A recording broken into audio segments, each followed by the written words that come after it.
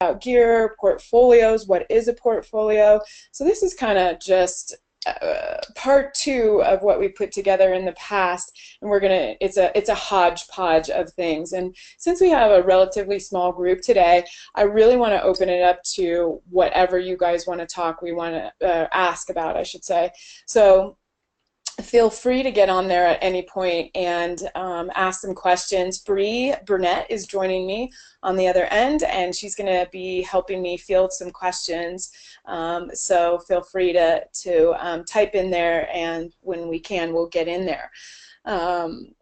I'm going to start right off with lenses today. I get a lot of questions about this, and I talk very technically in my classes. Some of you may have had me.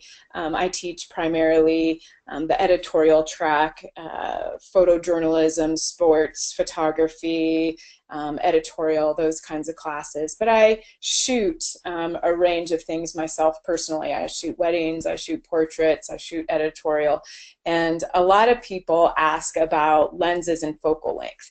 And one of the biggest things is, why do you need to have a longer focal length for portraits? And I think this example here on the left really gives you a good idea of how lenses can change a subject, particularly humans.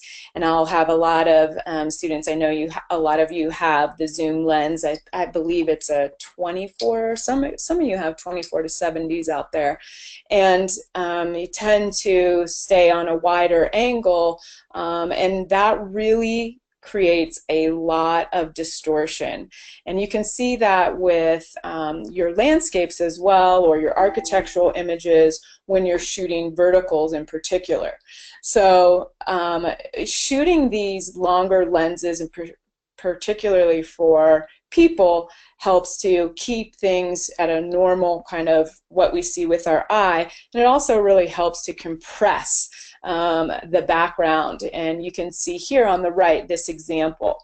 So with wider angle lenses, it's hard to really get that really shallow depth of field. You can, of course, all lenses will either start at 1.8 or 2.8, and that's a very shallow depth of field.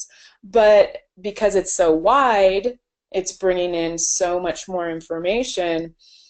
Everything is not as out of focus as you can see here with a 70 millimeter.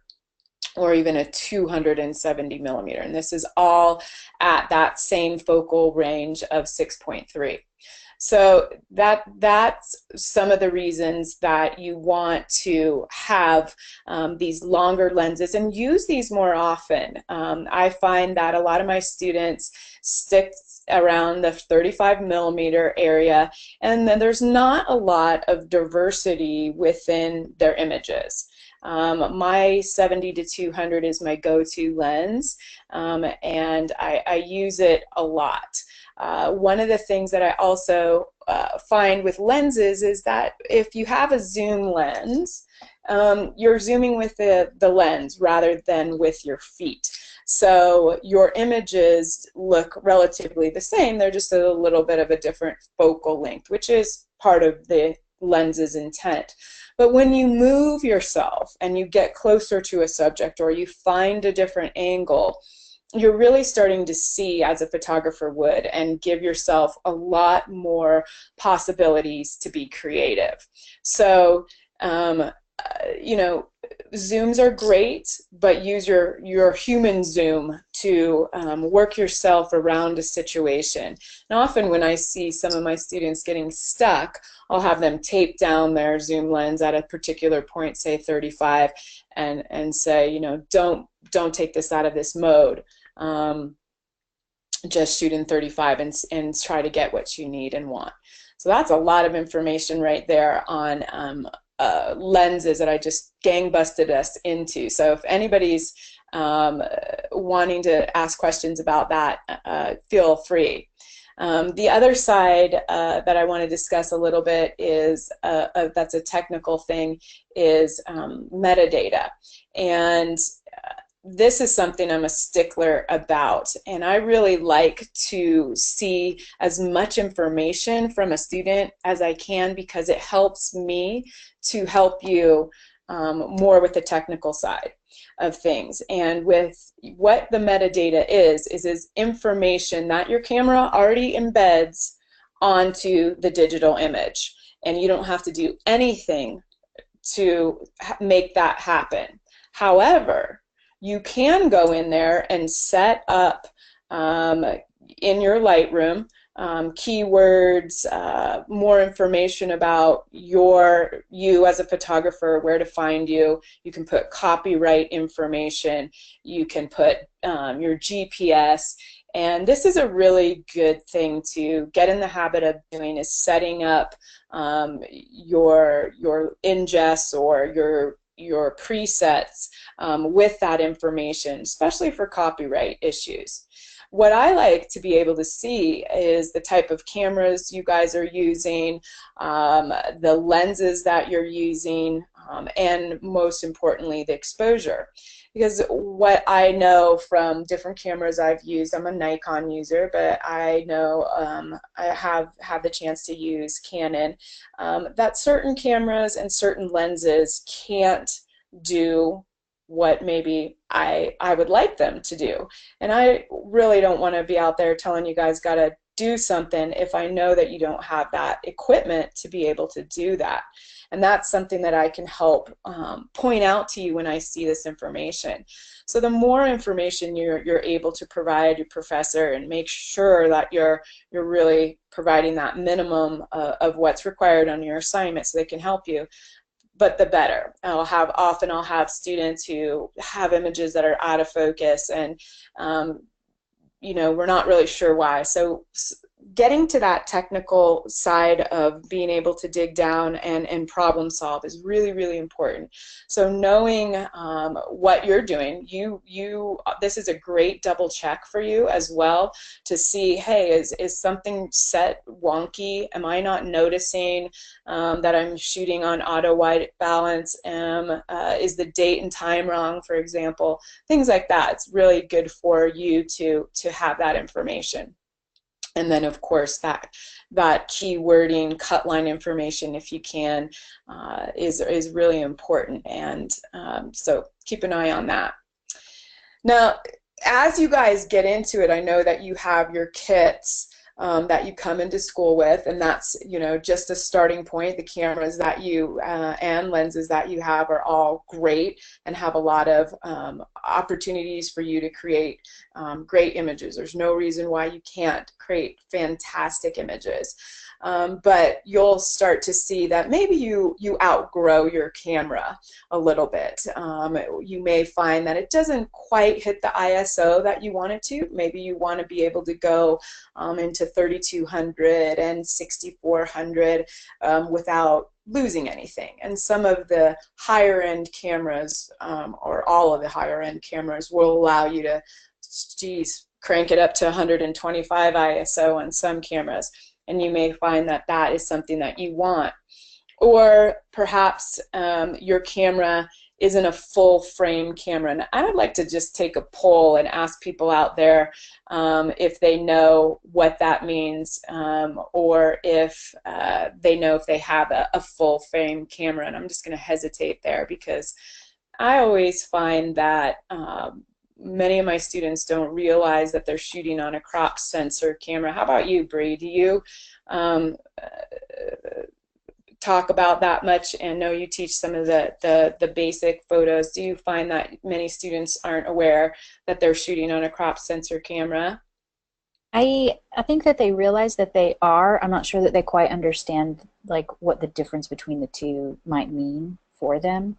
Right, and right. and what that, I gotta say, I did have a great conversation with a student who realized, you know, that their lens was different. Like there was actually not recording all of what the lens could make within the frame, and so they were sort of getting it. But no, I don't think that. I think there isn't that much of an emphasis placed on the differences.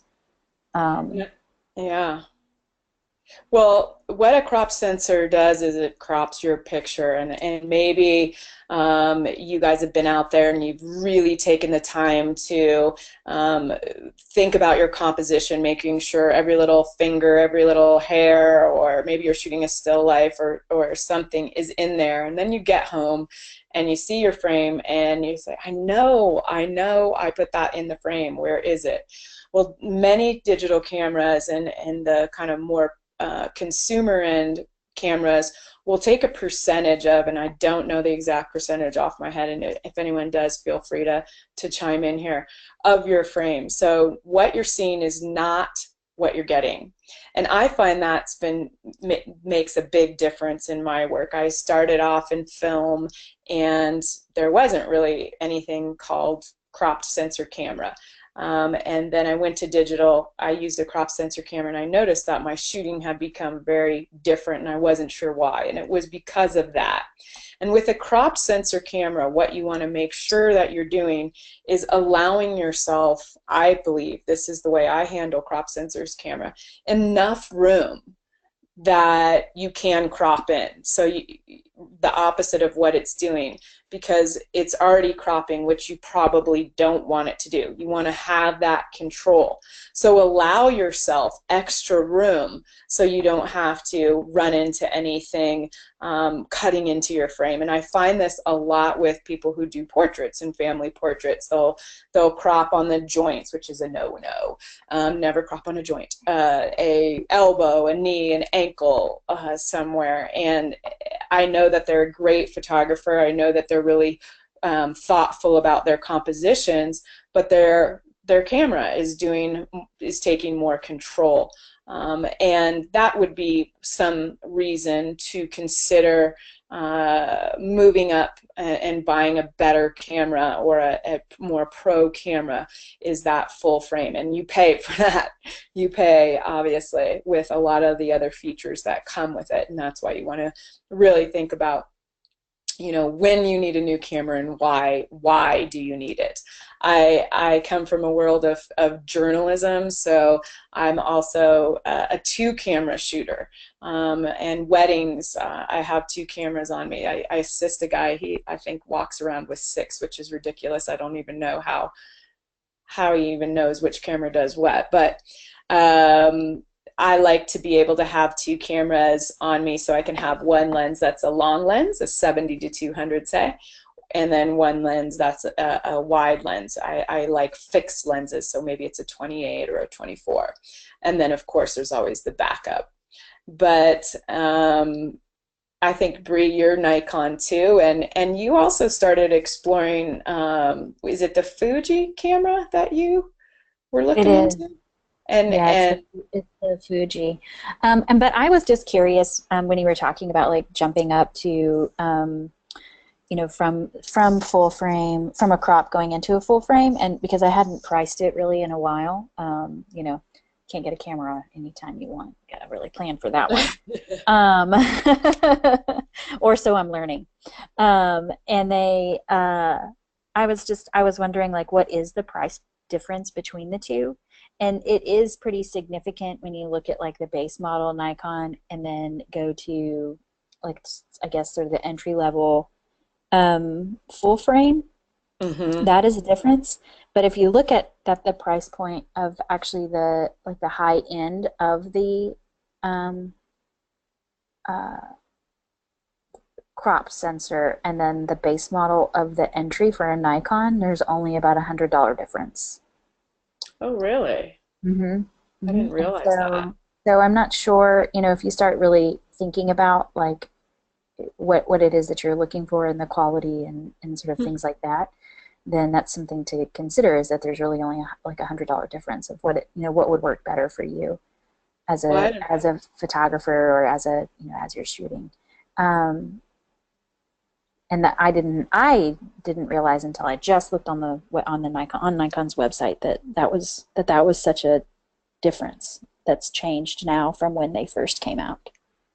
That's really interesting. I wouldn't have been able to break it down by the actual thing that it does, say, for Mm. you know, because the D800 does a million different things I'll never even use in my lifetime.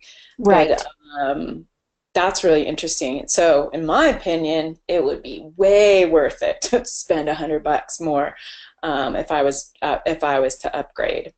Right.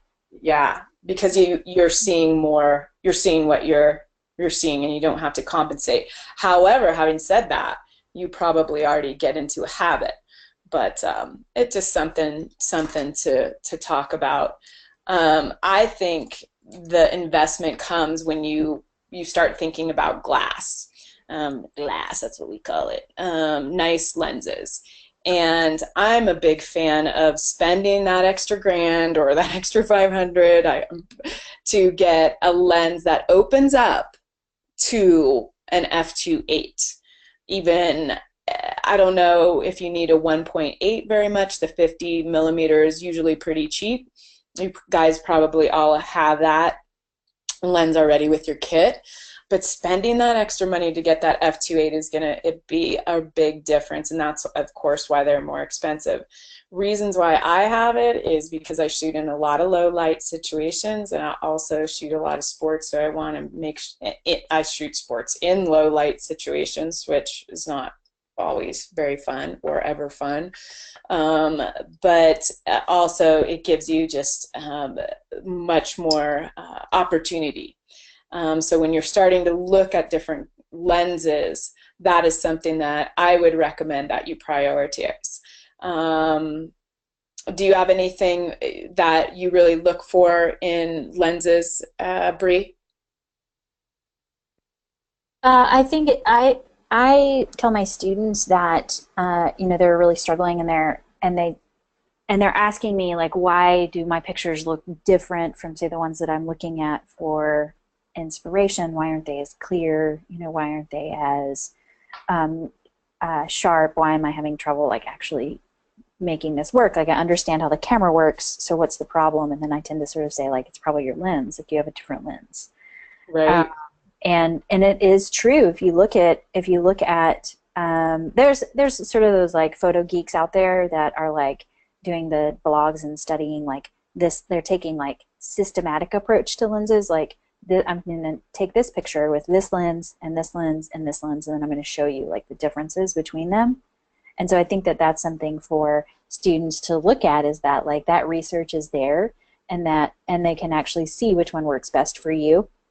But I've been trying to encourage students, if they are curious about lenses, to look into renting them before they buy one, because I think that that gives them a chance to play with it and see if it fits and if it works for them, and then they can see how it would apply into their own workflow, because you don't want to get burned on spending $700 on a lens that you are going to use because you read in a blog that it was a great one,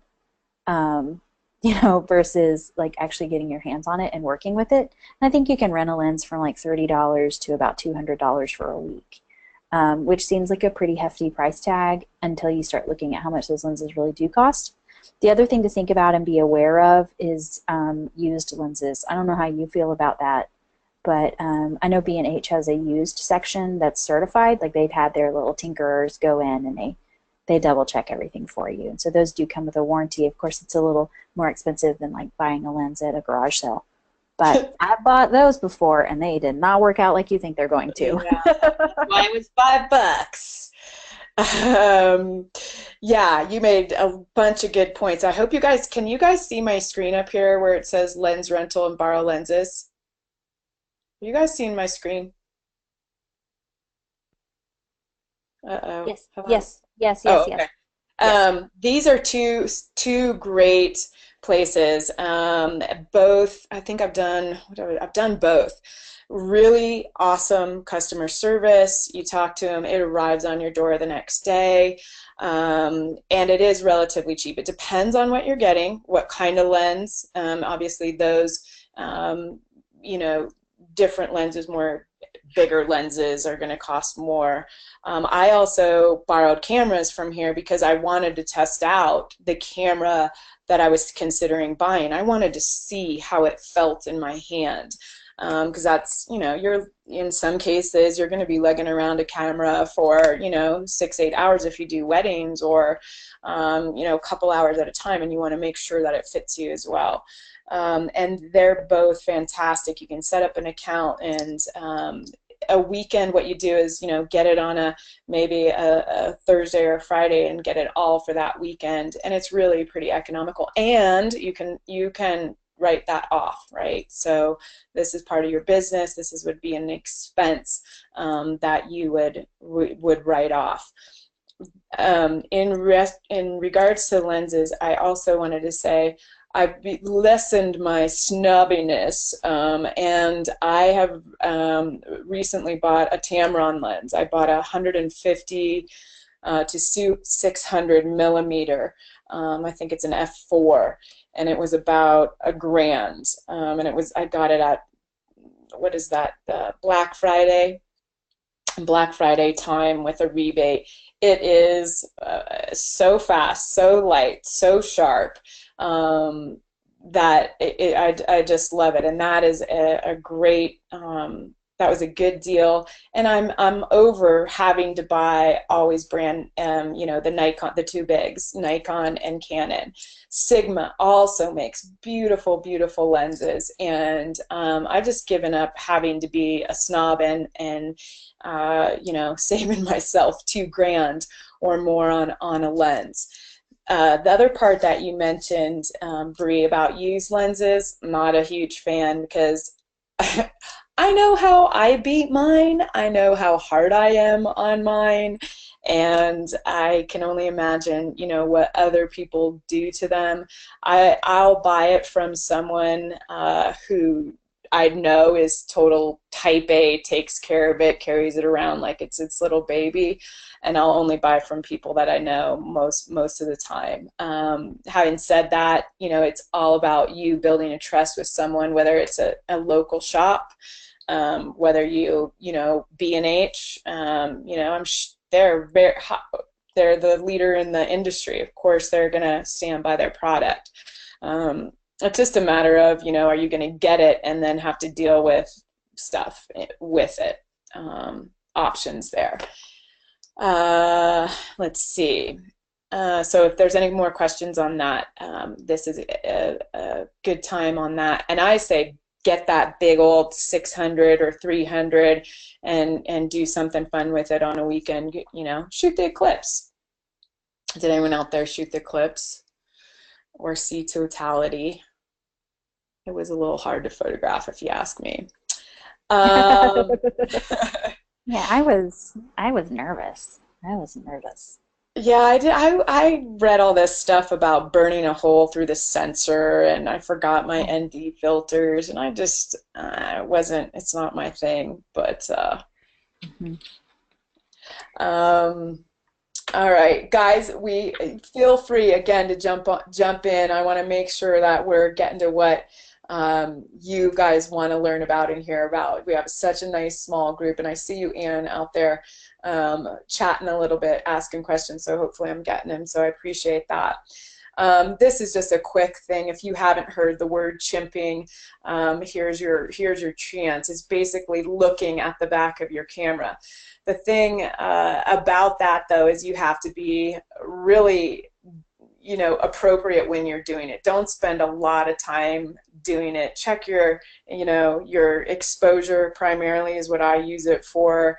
Making sure when I'm at a wrap of a session, say a portrait session, I just had one actually, and it was 14 people, and one blinker and your picture's done. And I thought I got it really in like the first 10 minutes, but I wasn't going to send everybody away without checking it. So that's when I do it. But I've seen people, standing on the sidelines of a football game with the play going right in front of them because they're trying to look at what they shot, 5 minutes ago. It can be a derogatory term, but that's come up. And I often tell my students, chimp, look at the back of your camera. When you're in a situation where you have the opportunity to look, do it. When you're like running down the street or you know, photographing something moving, don't take the time out, and don't ever waste a moment by looking at the back of your camera, because it'll always be there. Um, Contact sheets. So I love contact sheets. I love to get students contact sheets. I love to be able to look through their contact sheets and kind of see where you guys are at, and I play a little bit of a detective, and I'm sure Bree, you do the same, is kind of like, what's going on with this person? How are they thinking? Are they being shy? Did they realize that this wasn't working out and then they changed their mind, or did they just shoot something different? So when I'm looking as a professor, when I'm looking at the images, I'm looking to see the visual variety, the catching the moments. Is the person waiting and catching the moments? Are they thinking about their composition? Are they controlling their background? Are they getting rid of the big white van in the middle of the frame? Are they experimenting with exposure? Are they shooting on auto?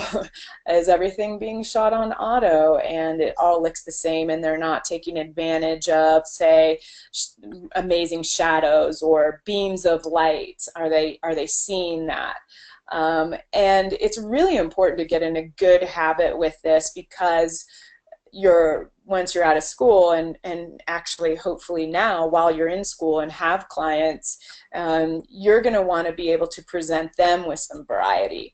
If you're hired for, say, a portrait, you know, you want to show the whole family, the sibling shot, the you know, mom and dad shot, and you want to show how creative you are, as well as how you're very professional and solid and able to get those shots. In an editorial fashion, say it's a wedding or a magazine shoot or a newspaper, you want to be able to show a lot of variety to tell the story in a particular way. Obviously, with a wedding, you're showing, you know, the love, the relationship that the couple has with each other, with you know, the people that are there. With editorial, it can be very interesting, and we don't ever really get too much into editing in enough of our classes, personally, I think. But when you shoot in an editorial or a story, the way that you actually put those images or choose those images and put them into a story can tell a very different story from maybe what was there, or from someone's perspective. And I'm not going to go too far into what the media does, but that's a good example of how the media edits together, say, an event, or what they focus on tells a specific story. And as an advertising photographer, you're going to be doing that to obviously sell a product. But it's really important to have nice, clean contact sheets. And one of the reasons why I think they're so important too is that as photographers, we're our worst critics. We're so bad at editing our own images. And someone who sees your work, say you're a professor or an editor or a client, they're going to see, they're not going to have necessarily the attachment that you may have had to the situation. For example, I call them baby seals, that people put in images into their best images because they basically walked over fire to get it, or they talked their way into a concert, and the experience is what they're choosing over the quality of the image. So good editor, a good, you know, objective person will be able to see through that and really look at the power of the image. I don't know if you have anything on that, but I just really, as I said, love looking at contact sheets. And in my classes, I encourage students to submit more, as long as they're not redundant. So, and that's what I probably should emphasize is, when an assignment calls for 30 images, 70 images, you know, 100. We're not looking for you sitting in one place just laying on the drive photographing 100 images of the same thing. We're looking for to see how you're handling the situation, whether it be compositionally, content-wise, or exposure. So the more variety we can see, that's helpful. Having said that, be careful not to jump around. Say you're at an event, and don't just, ping pong. Oh, here's a person face painting. Here's a person selling corn dogs. Work those situations and really make sure that within that situation you've gotten the image before you jump onto something else. All right, I'm going to talk just a little bit about portfolio, and I want to see who's out there and where you guys are at with your classes. So is anybody in portfolio? Are you just starting out? I'm going to call you guys out because I can see you now. Anne, I know you've been chatting. Carlos, Carmen, and Misty, are you guys in any portfolio classes? Are you just at the start of your career here at the Art Institute? What's going on with you guys? Just type in there. Misty just said she just took portfolio in her last group of classes. Oh, and yeah, she's almost done. 5 classes before graduation. Whoop whoop. Yeah. And Anne's just starting. Yay! Okay, cool. Getting you at the right time. Well, I think sometimes what ends up happening with the portfolio, and when people get into it, they're not really sure what is a portfolio, and often they're told by people, oh, just put in all of your best work that you shot at school. And that's not really, with us and our department, our photo department, what we want. We want you to have a focused idea about what you want to do as a photographer when you finish, and have the images in your portfolio represent that. And we believe that it's important to not necessarily to have a specific genre or a niche. I think there are reasons to be a generalist or have a portfolio that's general. Say you have a little sports, you have a little pets, you have a little of this, but I don't think that it's very useful when you're trying to target an audience. And so an example is this: I have different portfolios for different reasons. I try not to, if you guys go to my website, Jill Piedmont Photography, it needs an update, but I don't put any weddings there. I shoot weddings. I'm an assistant for a guy, an associate, I mean, which means basically that he runs the business, and then when he is booked, he'll hire me to do a wedding. So all I have to do is meet the bride a couple weeks before, talk to him, shoot him, edit it, and that's it. And he does all the business side, which is awesome. But I don't mix that with my editorial work. If someone asks me, do I do it? I say yes. Do I do newborns? No, I do not. That's not. But if someone comes to me and asks me, will you shoot my baby, or they know me, I'll say yes, and I have a portfolio of images that I can show them. But it's not the kind of images that I want to primarily do. So in a portfolio, you're going to want to put your best images, and one of the things that's really easy to define in terms of best straight off the bat is it in focus? I have a lot of students who put in images that are not in focus, and I'm not. I do think that you go back to that you're feeling very passionate about that one particular image because of reasons that we can't see as an outsider. I get that a lot. And I do that. Oh golly, I do that with my own portfolio. I have to be like, but don't you love that? And somebody's like, I don't. Why do you love it? And I'm like, because it was, like the first time that I got to shoot on a mountainside or whatever it might be. Right. That's kind of, there has to be that professional disconnect with it. And portfolio is someplace where you want to show it to a lot of different people, and it takes guts. I've been to conferences where I'm like, oh, I don't want to show my portfolio. It's not ready. It's not good enough. But you need to get people to look at it because they're gonna have insight for you in terms of direction. And we are too personal. I call them, as I said, baby seals. Got to club them, get them out of there, and let it go. It's served its purpose. Um, with a lot of our photographers, as you guys know, we have a lot of portrait and family photographers, and I do that as well.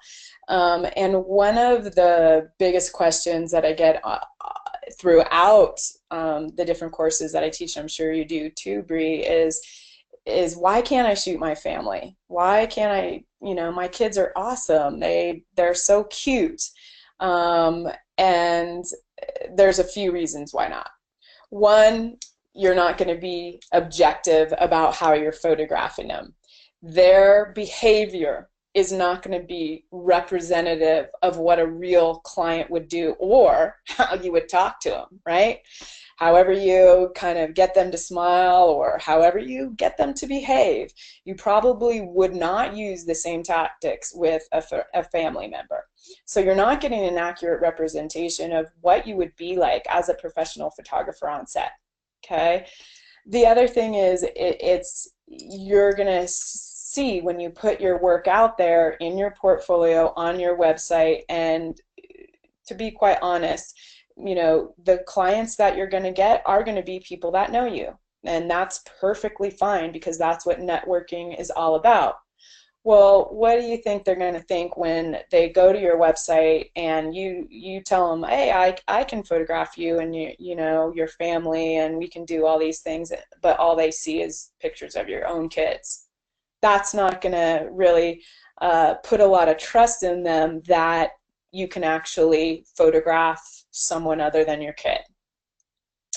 And I guess we just become a little bit more lazy when we photograph our own family. So I don't know if you have any other kind of points about that, Bree, but I also work with my husband, who's a video guy, and we do some collaborative work, and it's the worst. I really don't like working with my family, to be honest, because it's hard to take orders. But getting out there, your kid has a best friend.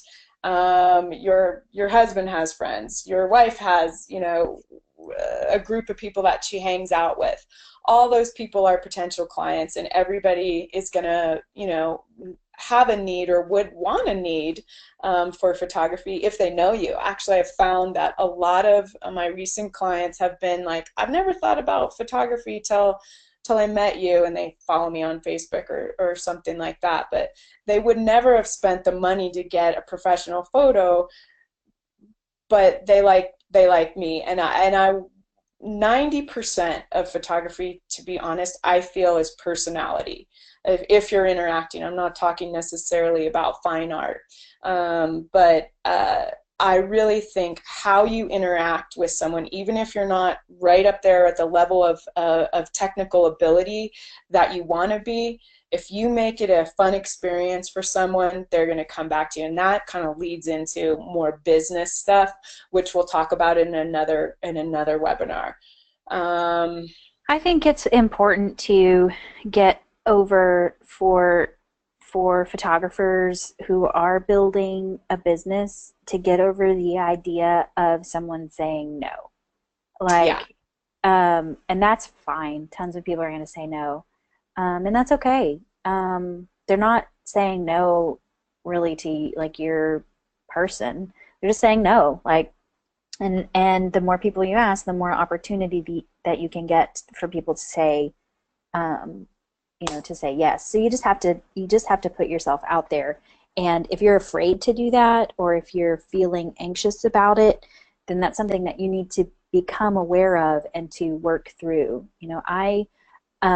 I'm naturally a introvert who appears to be an extrovert, and that was not something that was easy for me to do or become. And so I'll go to, networking things that don't necessarily look like they're going to be networking things. And you have your card and you just hand it out and you just chat and you talk to people.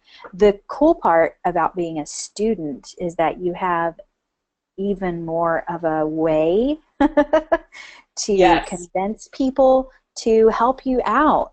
You just have to talk about how this is like your dream come true and you're studying what you love and you can't believe you have this opportunity, and suddenly people want to help you.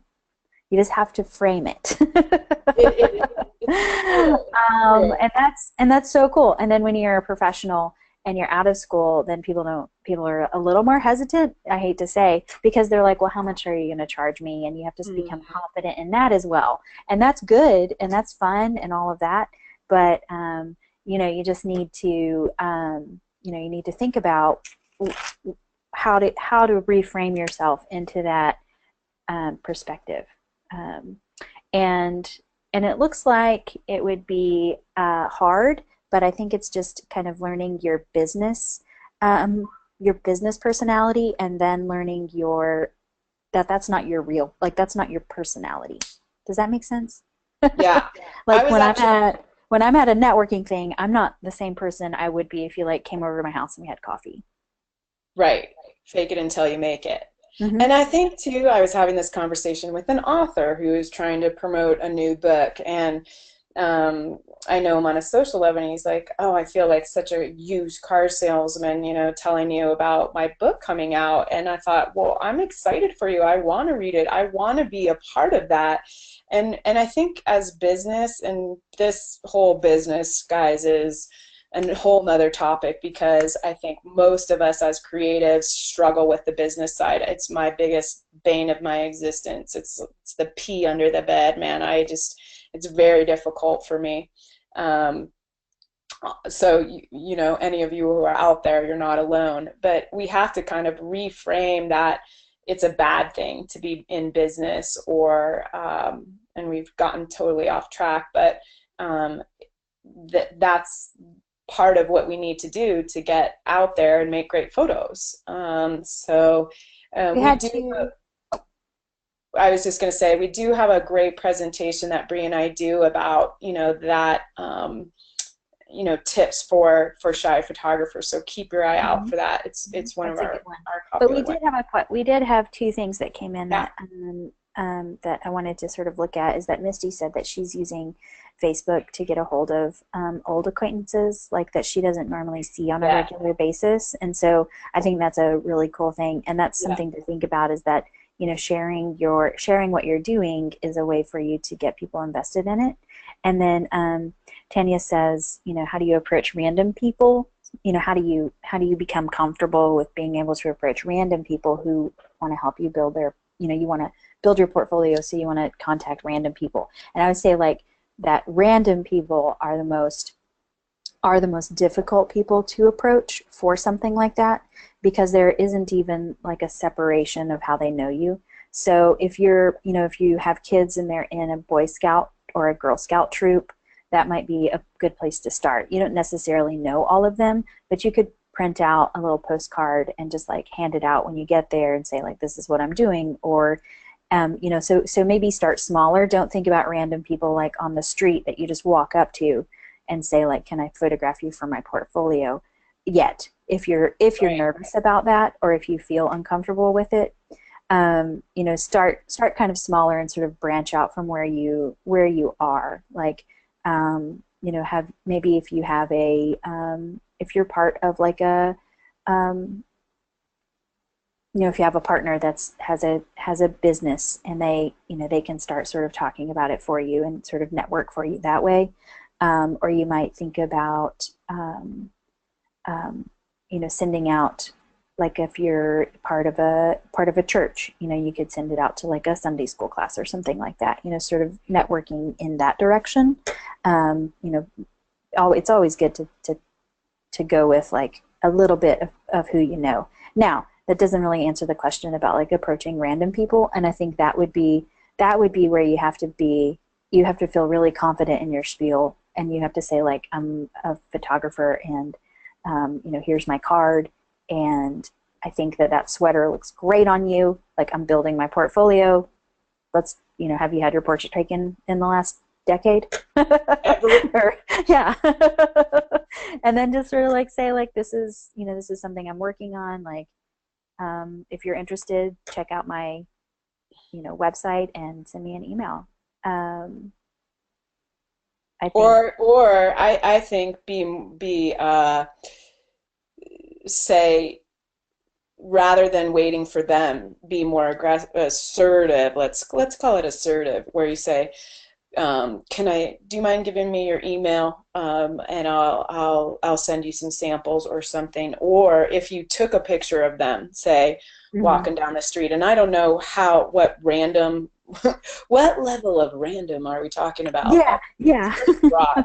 Um, if you took a picture of them 5 minutes ago, then you can always say, hey, I have this cool picture. I'd like to email it to you. I'm a student. I think either way, whatever the level of random is, have a script in your mind already, so that when you see someone, you're not like, oh, should I talk to him? Oh, I don't know. Hmm. What do Hmm. I And just make do? it quick. People like Yeah, less than like 30 seconds, and then just be yeah, done and be like, hey, cool, like let me know. That's the hardest part, is to kind of make that jump. And then when they say like, no, thank you, you're like, all right, thanks. Like, have a good day. yeah, Um, exactly. And or as if you they said, say, don't take it personally.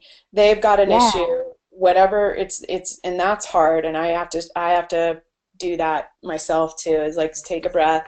It's not me.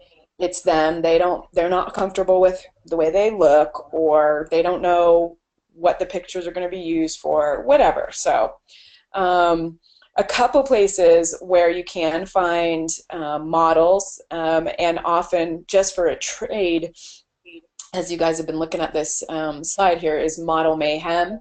I don't know if anyone out there has ever used it. If you have, type it in that you have.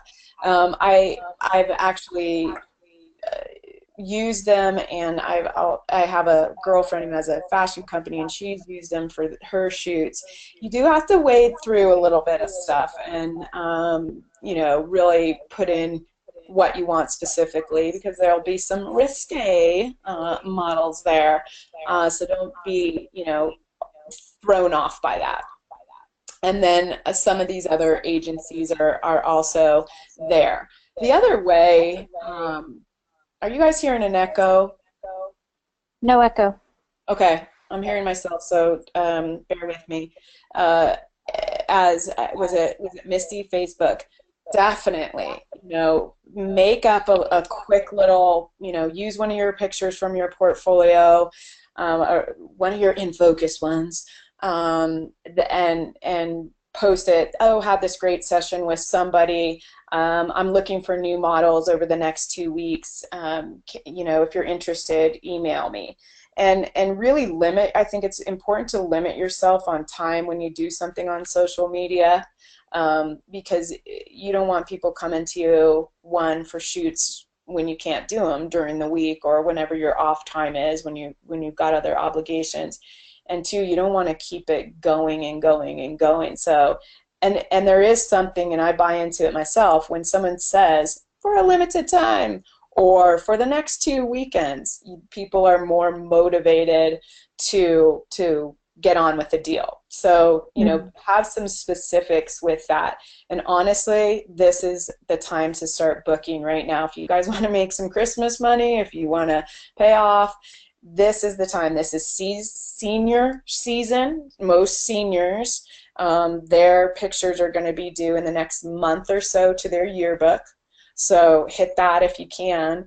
Um, and then everybody's going to want to start getting their pictures for their Christmas cards and Christmas presents and that kind of thing. And you don't want to be, dealing with unpredictable weather as it starts to change wherever you're at. And it's nice to have those things booked ahead of time as Mhm. well. You know, Um, I had a really interesting experience, Jill, that just made me think about my own experience that I've had. So I've been a photographer for a decade and a half, and but I'm a new mom, kind of starting to be an older mom now. But you guys, I have a 3-year-old, and so I have just recently been, like looking to hire photographers that I normally wouldn't have been hiring for my own personal self, mhm. and that was a really interesting experience to be on the flip side and to think like, what is it that I'm looking for, and what's the accessibility, and how am I able to, um, how am I able to sort of weed through all of these people and choose one? And I'm going to tell you that like the first 3 things that stood out to me were like, how easy was it for me to find their portfolio? Like, Right. did they send me just like a bunch of JPEGs that I had to like rifle through, or was it like organized and clean and clear and easy to see? Did they have like an online presence? And how quick were they to respond back to me? Honestly, that made a big difference. Interesting. That is a Mm-hmm. really, I'm going to start doing that myself because I think, what would you, as a photographer, what would you want? What would be the most effective for your lifestyle? What do you need to happen? Mm-hmm. And I've been working on pricing myself, and I've been giving people too many options. I don't want options. I just want just the good, easy package that's livable. And so what are your priorities? Am I going to get along with them? So my about me statement, right? Is your about me statement, that's something that I go to. That's the first thing that I go to on a website. Well, I look at the pictures, of course, but then I go to their about me and see, obviously, how it's written. Like, does it have a sense of humor? Is it straight up? Is it everything that I've heard a million times before about when I got my camera in 5th grade by my grandma? Is it funny? Can I connect with them? Do they like the same things as me? So is my experience going to be fun, or is it going to be a drag? And then, of course, time management. How quick are you getting me back? Do you care? Do you want, um, do you want this job? That's a really great way to think about it when you're putting in your portfolio. What other and what other people want to see, um, and what's going to make them hire you? What's your target market? Obviously, I didn't know if there's anybody else out there to talk about that. So think about that. And I had a wonderful, wonderful portfolio class a few months ago. It was around Father's Day, and I was encouraging them, hey, you have to get a few more pictures for your portfolio, do a Father's Day promo. And I had one student take me up, and she did it, and got some great pictures for her portfolio. So thinking about those kind of promo ideas that you can connect to is really great. Um, Here's another big question, and we only have a little bit, and I want to leave some time for questions. I'm hoping I'm hitting everything. Um, the other big question that we get is from primarily nature photographers. And one thing I want to say for those of you that are thinking you want to go there, that we don't have a lot of classes that focus on that in particular, and we really are going to encourage you to really understand the technical aspects of photography, with light, and that's artificial light, of course, and then posing and your people skills too. And with a nature portfolio, one of the biggest things, well, one of the requirements is that you have to have a human element, and people are often stumped by that. And there's so many great ways that you can add people to a nature portfolio. And if you just say take a camping magazine or an outdoor magazine, you'll see plenty of examples. Maybe it's a silhouette, someone observing the landscape, interacting with the landscape. These are all great ways that you can add that human element. And when you get to your portfolio classes, your professors will help you work with that a little bit more. And I'm rushing now because I realize we're getting close to time. But the other thing is why do I need to learn studio lighting? And here's some great examples of why. Robert Mapplethorpe, who I'm sure many of you have studied with photo history, you know, has incredible, impeccable lighting skills with still lives and in the studio. And you know, I know a lot of this is also natural light too, but that ability to take an ordinary object to this level comes with a lot of technical understanding. And of course, remember that this was in the film days as well. And if you're not familiar with James Balog, look him up. He's fantastic. He's a National Geographic photographer. He actually lives out here in Boulder, Colorado. He's also currently one of his big projects is called ICE. It's about what are they? The big ice things, icebergs, and it's not the right word. Glaciers.